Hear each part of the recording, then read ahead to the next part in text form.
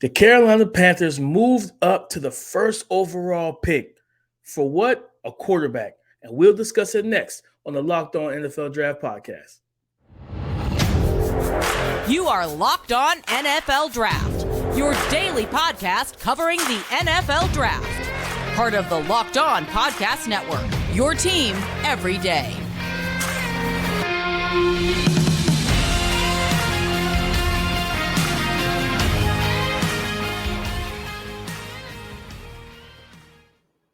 What's up, family? Welcome back to the Locked On NFL Draft Podcast, your favorite podcast, your daily podcast covering your favorite draft prospects, part of the Locked On Podcast Network, your team every day. You know what time it is. You know it's your boy, Damian Parks, on the ones and twos every day, every week. You can find me on Twitter at DP_NFL.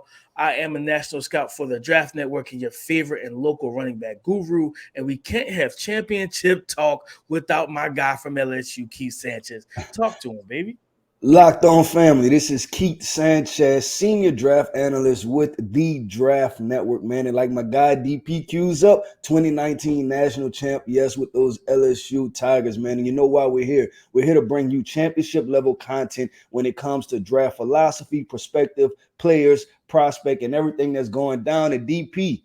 It went down, man. As soon as we logged off Friday, it went down, man. We had the Chicago Bears and the Carolina Panthers make a trade, man. The Carolina Panthers traded up to number 1. The Chicago Bears traded back to number 9. DP, this our lane. We talking about draft. We have to get into it. No, Keith, like you talking about catch me off guard. Like this was a trade that was rumored and thrown around on Friday, but it was like when I heard DJ Moore was involved, like there's no way Carolina does this. Well, they did it, Keith. So the trade compensation was the Panthers gave up DJ Moore. They swapped picks. So they moved from 9, giving the Bears the 9th pick in the draft, DJ Moore, a 2023 second round pick, and next year's first, and a 2025 second round pick as well, just to go up to the first overall pick, Keith. So quick reaction. How do you feel about this trade? I think the initial reaction from everybody was like, man, the Bears got him. The Bears got him. But I thought it was a trade that made sense, right? So if you look at it, they swapped first-round picks, right? And I mean, essentially, that's a win for Carolina because Carolina wants to move up to number 1, right? Mm-hmm. Then they give the Bears a second-round pick for this year, right? But the thing is, Carolina has 2 second-round picks, so they can still make a pick in the second round. Then next year they give away a first, which is, that's heavy hitting, but that's expected when you're moving up to get a, number 1 overall pick.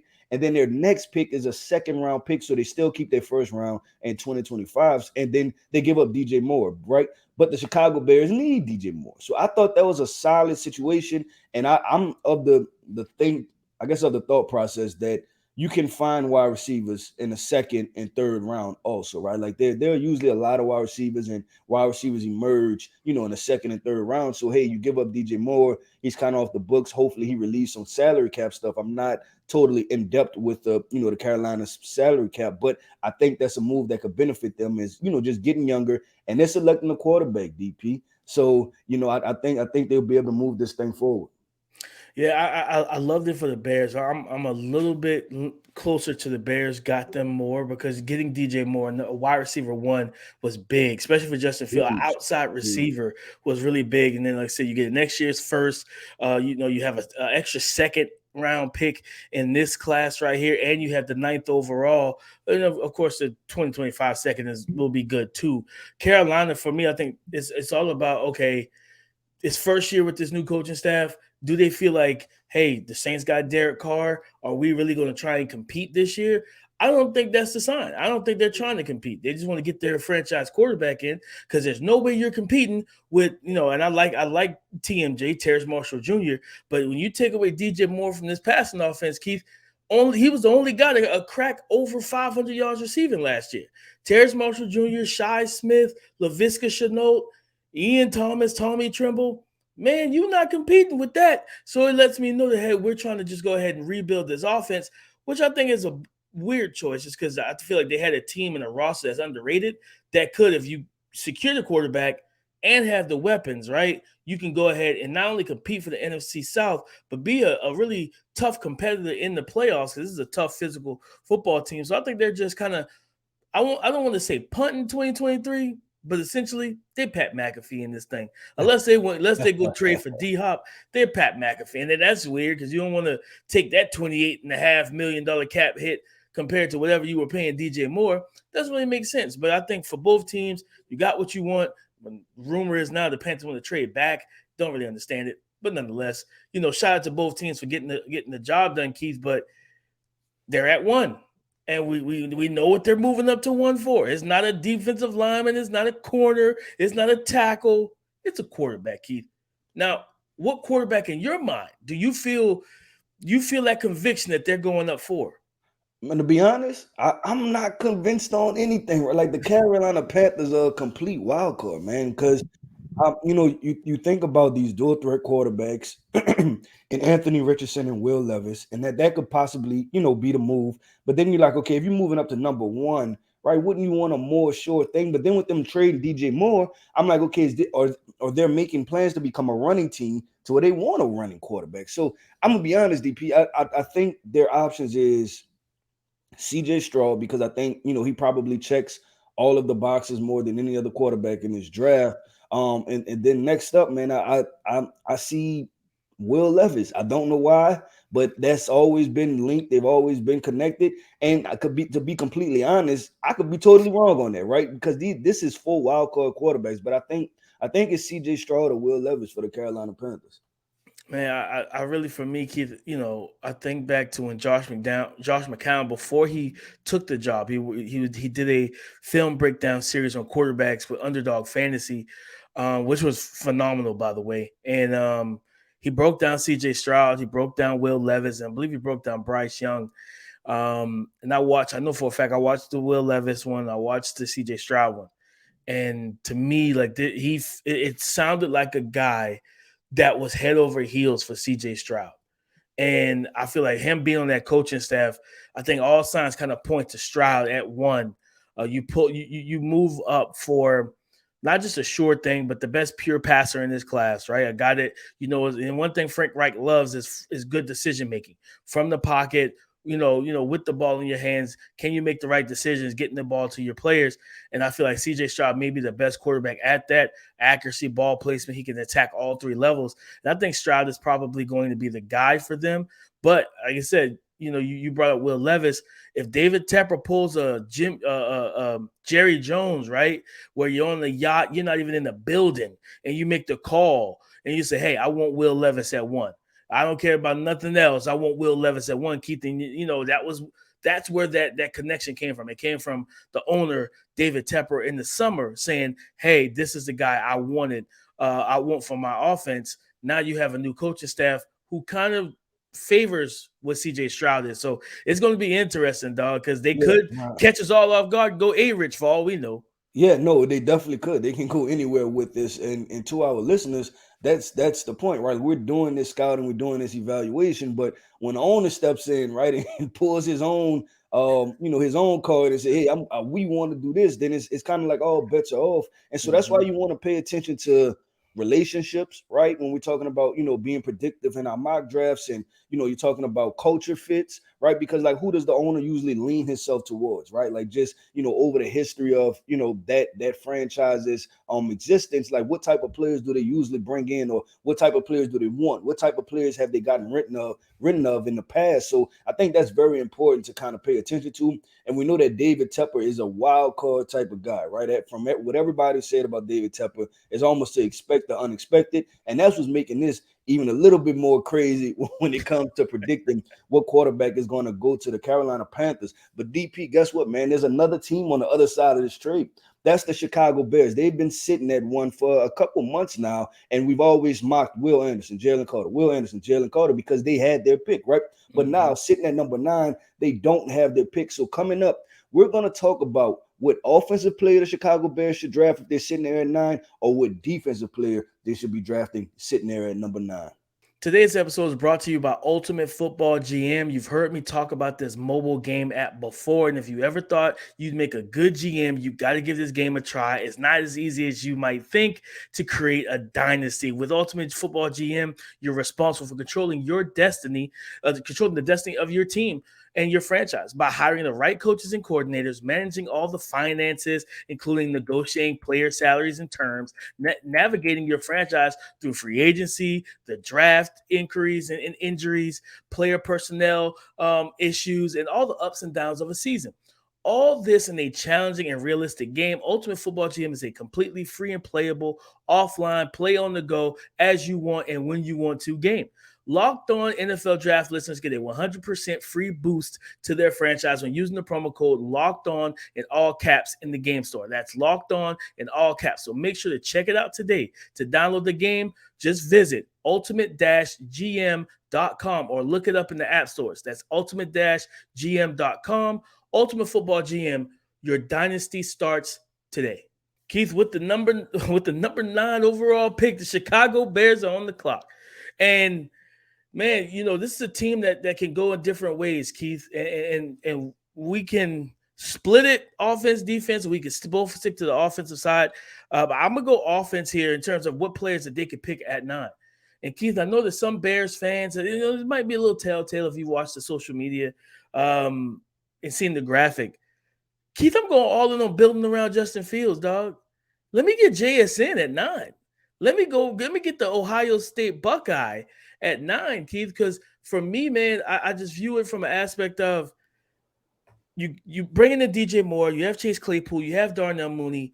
Cole Kmet is a wild card. He's big, he's got some athleticism, but he's never put it together completely, right? And I'm tired of I've seen for the first 2 years of this young man's career for Justin Fields, no true help at the wide receiver position. So I'm like, you know what? Yeah, we got DJ Moore. Let's go get me a slot machine or a guy I can move around, dictate coverage. He's a coverage indicator in JSN, tremendous route runner, great after the catch, strong-handed, reliable weapon. To where now you know my slogan, Keith. You're gonna have to cover every blade of grass when it comes down to my offense. And I think adding JSN, I know people are like, what about the offensive line? What about defense? This is a team that has a lot of money in free agency. They can fix those things with veterans. But let me get JSN to pair with DJ Moore, Darnell Mooney, and Chase Claypool. Now, when I go to 11 and even 10 personnel, you don't only have to worry about Justin Fields running, Keith, but you have to worry about him passing the ball to a dangerous group of receivers.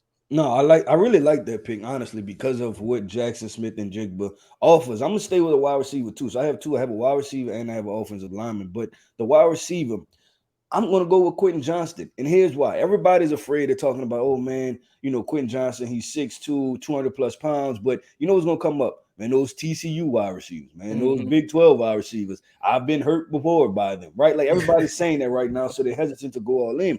And I say, you know what?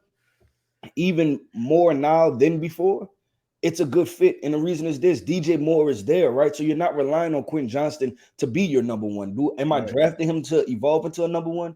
Yes, but you're not relying on him being your number one. And I look back to the Michigan game, man, when he took that simple drag route and, it was a crosser. He took that drag route for 50, 60 yards.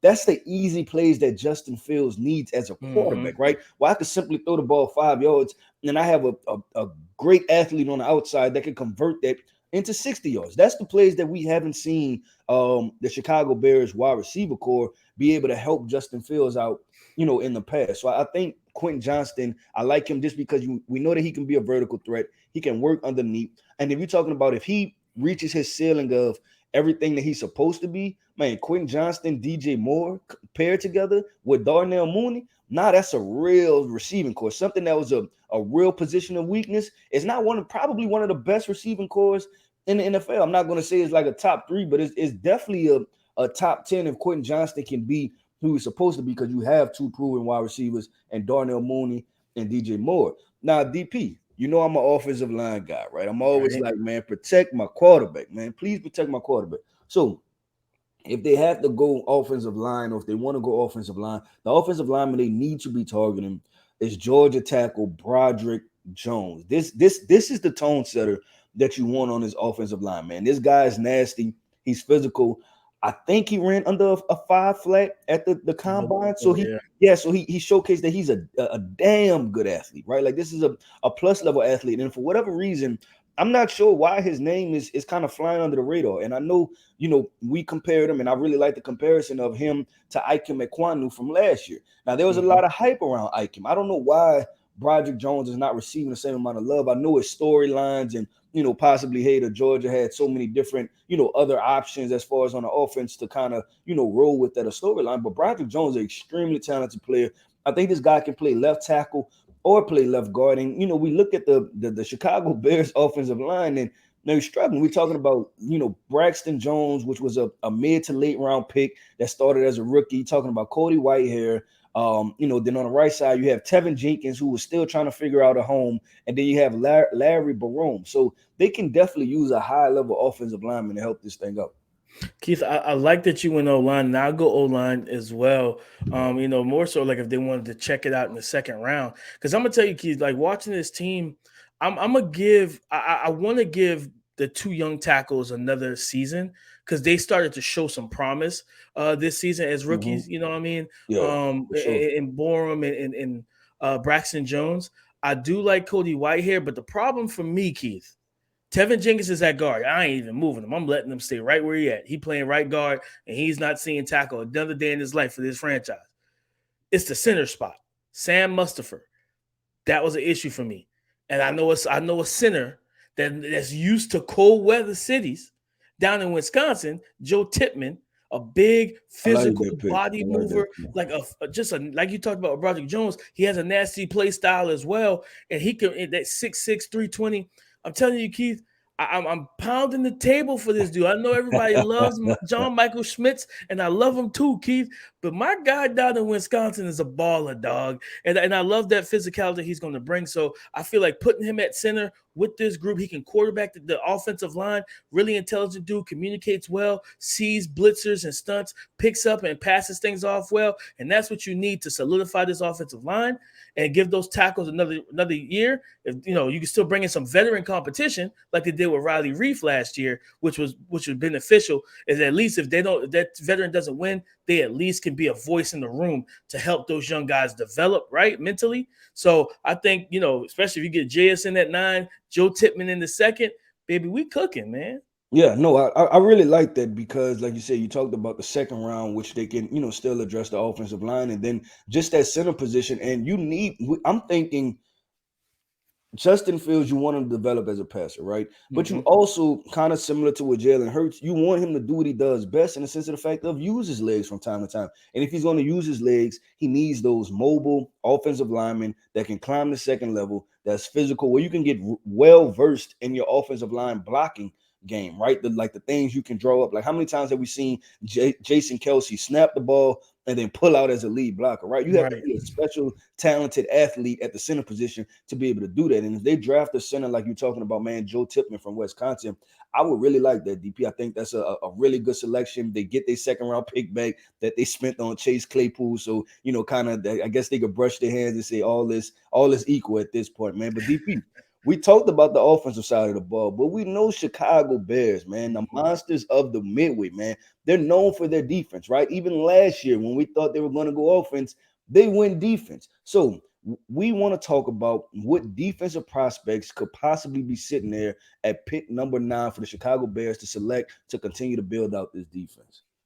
What is the best sports book in America? That's easy, guys. It's FanDuel. FanDuel Sportsbook is great for new customers because new customers get a no-sweat first bet up to $1,000. That's bonus bets back if your first bet does not win. All you have to do, download the FanDuel Sportsbook app. It's safe, super easy, and it's secure. So listen, FanDuel Sportsbook app is going to let you bet on everything from money line, point scores, threes drained if you're talking NBA, player props, you name it. And you can combine your bets for a bigger chance and a bigger payout with the same game parlay. So don't miss the chance to get your no sweat first bet up to $1,000 in bonus bets when you go to FanDuel.com/lockedon. That's FanDuel.com/lockedon to learn more. Make every moment more with FanDuel.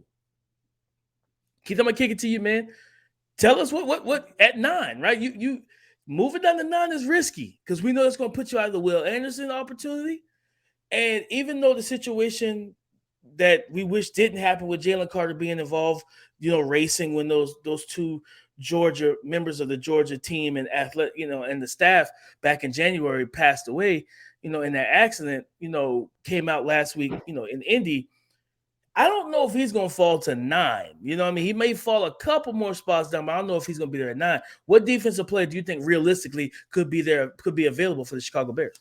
Yeah, that's tough, man, because like you said, you don't know if Jalen Carter is going to be there. And I before we really speak on that, right, I really want to let more of the details come out, right? Because I think there's more, just to kind of uncover and not saying it one way or the other, right? I just think that there's more. Let's figure it out before we, he's guilty, and let's figure it out before we say innocent and just draft him, right? So let's continue to figure that out, man. But just looking at this Chicago Bears defense, man, they need interior defensive line help. But I think, in my opinion, I know everyone's high on Tyree Wilson, but I'm not sure if I want to select him at number 9. So I would probably go with one of these corners, man. Like, just continue to address this cornerback room. They have Jalen Johnson. They have Jalen Jones. They drafted last year. Kyler Gordon as a rookie.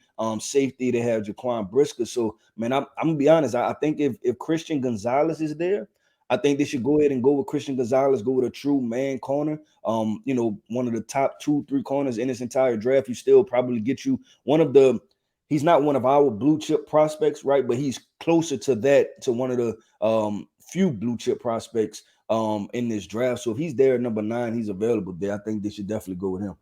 Keith, I like that. I'm a big Christian Gonzalez guy, right? They lost Khalil Mack when they traded him to the Chargers heading, in the offseason last year before the 2022 season. And, they drafted some young guys. They have, I think it's Dominique Robinson from Miami of Ohio, who's a former receiver who's still learning the position. Have one of my guys who was drafted a couple years ago, Travis Gibson, who can rush inside and out. But, outside of that, they got Terrell Lewis. It's not a who's who of names. I want to go Nolan Smith, edge rusher out of Georgia. I want to give some juice. I was thinking that. See, we same wavelength, baby. Now, I want to give some juice to this pass rush, man, and not only just to the pass rush, but one thing, when they were the monsters of the midway, what did this defense always do well for Chicago? Stop the run, set the edge, be physical. Well, there may not be a more physical non-defensive lineman in this class than Nolan Smith. To be 240, 35, 40 pounds, you're talking about blowing up, pulling guards and just literally railroading guys and being physical, just clearly block this deconstruction, all of that in the run game, really flashing his colors and forcing the Aaron Jones, the AJ Dillon's like, man, that exit's closed. I got to find a detour. I got to change my path, right? Because Nolan Smith is consistently winning, especially against tight ends, baby. You don't want to put too many tight ends one-on-one in blocking situations with him. So I think Nolan Smith, especially as he continues to develop as a pass rusher, yes, I know he killed it at the combine, but his tape is really good. And you see the tools that you say, you know what? He gets with a pass rush coach in the offseason every year to continue to work on his plan and his hand placements and movements. Keith, you got yourself a winner. No, I like that. I like that selection a lot, man. And going through this, I'm looking at the defensive prospects, and that huge move from 1 to 9 is a big move because, and we talked about this, if you're going to be sitting at pick 9, you almost could be sitting at pick 15, right? 15 or 16. So we talked about this earlier, but I wonder if the Chicago Bears are still in position to where they feel like, you know what, let's move down one more time, right? Because you can get Christian Gonzalez at corner, but you can also get, Cam Smith, possibly Keely Ringo if you like him in a certain scheme. You got Witherspoon. You have a bevy of corners that if you're going to take a corner, you might be like, okay, shoot, Christian Gonzalez is really good, but if I can pick up an extra second-round pick and still go with the Cam Smith or someone of that nature, or Deontay Banks at the back end of the first round, then you feel good about that. And then, man, you talk about the second round. And so I know we talked about this a little bit, but I feel like the best value in this draft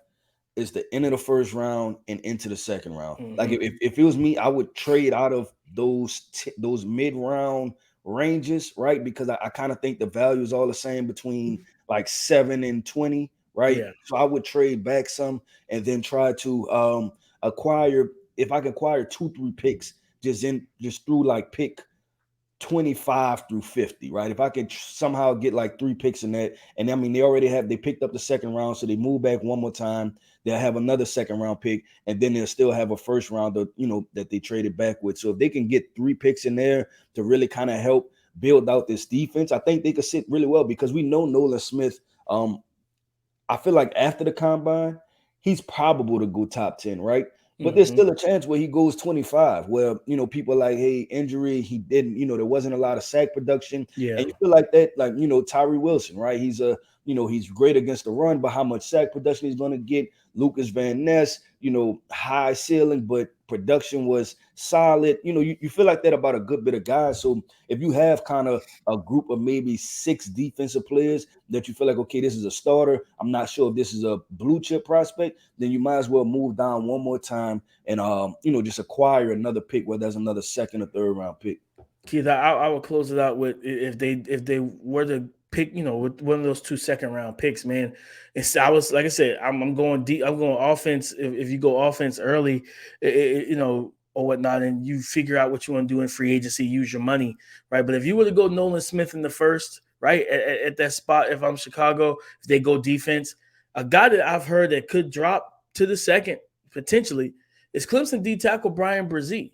And if he's there, you know what I mean, to where you can move up, use a extra third plus on your seconds, move up to the top of the second and select him. Now you will have a pass rushing duo that could line up beside each other because he could play that 4-eye, 3-tech, especially on passing downs where you have Nolan Smith flanking Brian Brzee. Now you got 2 bookend guys, one on the interior, one on the outside that's athletic for their size. They play with good strength and motor, and they're typically high character guys for the most part.